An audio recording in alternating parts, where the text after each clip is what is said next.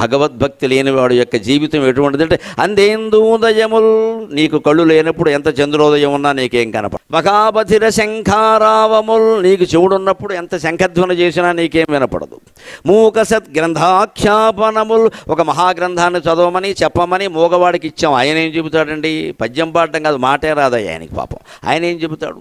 నపుంసక వధూకాంక్షల్, నపుంసకుడైన వాడికి అమ్మాయిని ఇచ్చి పెళ్లి చేసాం, ఏం ఉపయోగం ఉంటుంది అక్కడ? కృతజ్ఞావళి బంధుత్వంబులు, బంధువులంటే రాకలు పోకలు ఉంటాయి. చేసిన మేలు మర్చిపోయేవాడు బంధువు ఎలా అవుతాడండి? చేసిన మేలు మర్చిపోయేవాడు ఎంత దగ్గర బంధువైనా ఉపయోగం లేనట్టే, వ్యర్థమైపోయినట్టే.